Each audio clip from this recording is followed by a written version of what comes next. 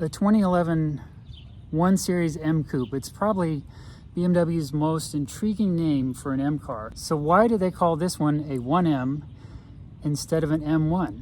Actually, the technical name for it is a BMW 2011 1 Series M Coupe. It's a mouthful. Let me show you the real reason that they called this the 1M. And it happens to be right over here. Would you look at that? That is why they don't call it an M1, because this is the M1. One of 399 built for the street. 50 were built to race, all hand built between 1979 and 1981. This is the car that launched an entire division, the M division, built on racing. Probably one of BMW's biggest strengths currently. Absolutely stunning car. History of it is amazing. The 2011 1M came only in 3 colors. They gave it this Valencia orange, they gave it black, and they gave it white. This is Valencia orange, which at the time was unique to this car. BMW's since used it in some other cars, but it still looks absolutely stunning. Things that BMW did unique to this car are the rear end was widened, so it gave it a wider rear track so that they could put the rear end from the E92 M3 competition package under it, and gives it a distinctive look. They took all the stuff from the M3 competition package from 2011, including the same BBS style wheels, the same differential, the same rear end, the same brakes, and then they put it together in a cohesive package, and they really didn't make that many of them. They didn't know what the critical reception of the car was going to be, and I think frankly they were astounded by the demand for the car, because to this day these things still go, some pristine models go above sticker, but go well above other 1 Series that are left. For the United States, they only brought 741 to the US. To Britain, they brought 450, and worldwide they only made 6,300. And this one's been in my family since 2011, brand new. And I'm having a real hard time deciding if it should really go or not. My stepfather's ready to sell it, and I really have to debate, do I want to buy it? It's a tough call. You can't beat the way that I've been able to enjoy this car, which is drive it and not have to pay for it. So that's, be a big change, and they're worth so much money. I think it's probably better for it to go on to someone else, but I will sure miss it. It's been a fantastic car. Now let's take this unique car out for a drive and see what makes it so special.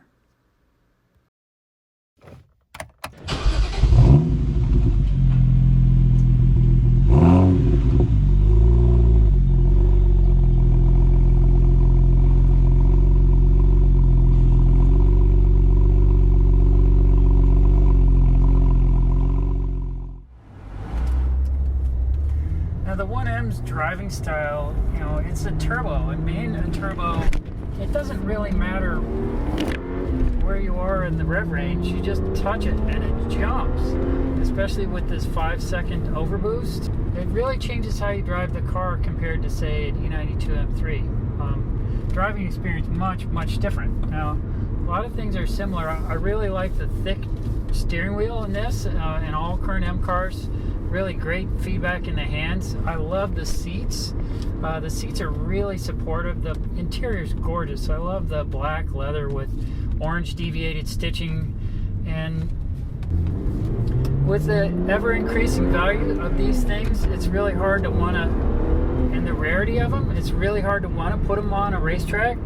I really think you have a lot of better options if you want a track car. This car, with only 740 in the US, as time goes on, some of them get crunched and they don't come back. So they actually really get more valuable as time goes on. And with the way the turbo delivers the power so fast and the short wheelbase, the rear end can get a little bit squirrely, especially in a corner as you're trying to roll on the throttle. So I might recommend a different car for a track, but these are wonderful cars to drive around town. You can be at any rev range, you touch it, and then you're gone. any rev range, touch it, and then instantaneous boost. These two small twin scroll turbos. Like the N54 has two actual turbos. Like the N55 has one turbo that has twin scrolls. This one actually has two turbos, and I don't know, it's just absolute blast to drive. See what it's like to accelerate 2011 1M. Traction control. Whoa, and there's 60. It is remarkable just how fast this car is, and what's amazing about it is that it's 9 years old and it's still an absolute blast to drive. This is what I would describe as my last goodbye in this car. It's been in the family since October of 2011, and it's a story I haven't really ever told you guys before, but here goes. In December of 2010, I put my name down for this car, and by about May or June, I gave up and I moved on and I bought another car. And I thought that someone else had bought this car, and around October, I got a call from my salesman saying that the other sale fell through. And I'm sitting next to my stepfather at a soccer game for my daughter, and I looked at him, and I was still kind of mad at BMW and for not letting me have the car when we went to Europe. And I asked him if he wanted it. And he had just settled a big case, and he said, sure. And he bought it, and it's been the best thing ever. I should have bought the car, not him, but I let emotions get the better of me. And now my stepfather is ready to move on from this car. And so this is my long last goodbye. So I've had it the last couple days, and I'm out driving it out towards one of my favorite roads, so I'll meet you there. And it looks like just about the perfect time to hit it. The sun is just starting to go down. The weather's just right. Hopefully there's not much traffic. But my whole life growing up over here, I've loved these country two-lane roads that are deserted, nice and smooth.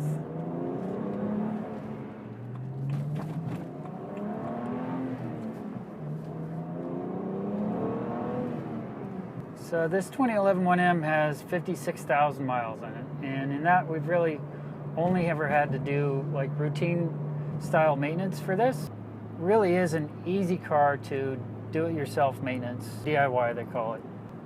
I think when people look back on BMW M and the way things went in the 2010 to 2019 range, that decade, I think people are going to look back and this is going to be the best M car of that decade. And some people say that this is the best M car ever made.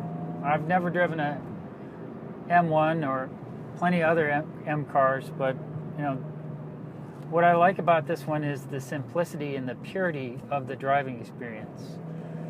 It's a 6-speed manual transmission. The throttle response is just amazing. The turn-in is incredibly sharp, and the chassis is just extremely responsive. Part of the reason the chassis feels so lively is it kind of has a short wheelbase when you compare it to like an M3-4. Those are much, much bigger wheelbases. This is just a much simpler car. BMW took a lot of the parts off of the E92 competition package, the 2011, and they put it on this car, and that's one of my all-time favorites also in terms of handling and response. And it has the same rear suspension from the E92 M3, the same differential, the same brakes, and it's a smaller car. So to have brakes that big on a smaller car just is incredible. When you go to stomp on the brakes, how fast these will stop.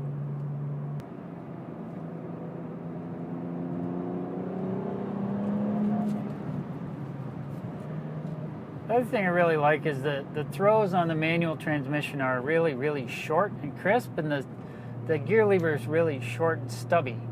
And it's truthfully one of my favorite manual transmission throws in a BMW. BMW fitted a N54 twin turbo inline 3-liter inline 6 out of the Z435IS. Really powerful motor, 335 horsepower. They gave this one a 5-second overboost function, which allows extra torque to be applied, which when you get into it in the mid 2 to 4 range on the rev range, traction thing will just rock it. It's just amazing. I think the enduring appeal to the 1Ms is its pure driving experience. It's unfiltered experience. It's manual transmission only.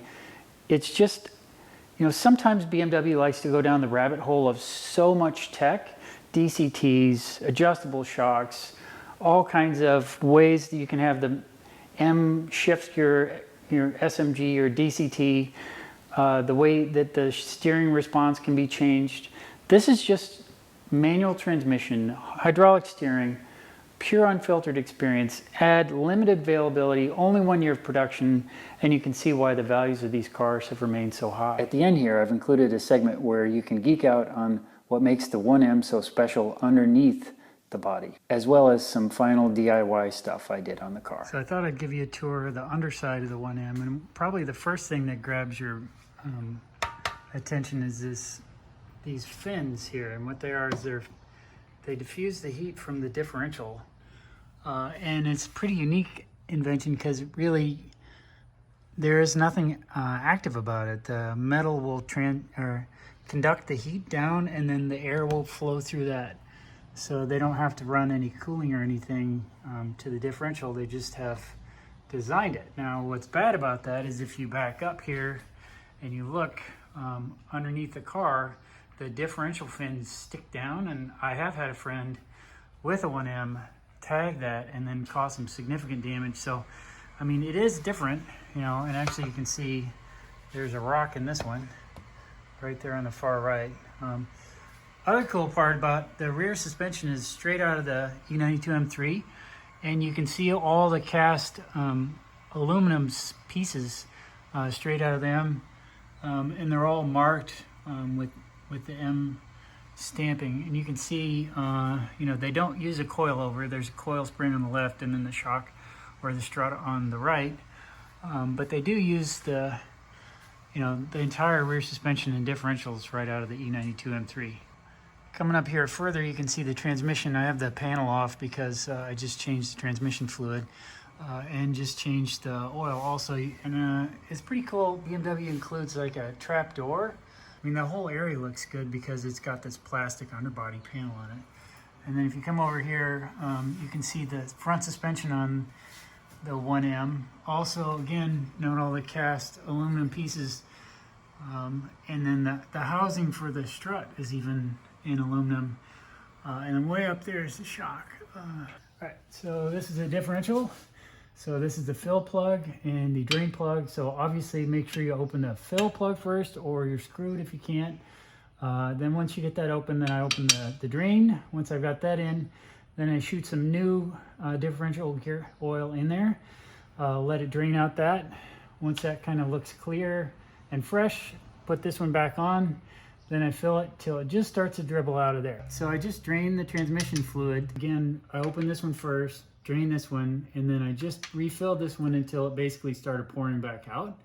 And now I'll replace this plug here. And so then, I don't know, this at least every 50,000 miles, but I generally do about every 25. So I'm changing the cabin air filter, and it's, you take some 8mm bolts off, and then it lies right up here on the cowling, just like on other BMWs. This one's been changed one other time, but it looks like it's due for it. So picked one up when I was at the dealer. We'll also change the air box here, the air filter. There's the new filter on the left, old filter on the right, and then I vacuumed out the air box with the shop vac. And so there's not a speck of dirt or dust or anything in there.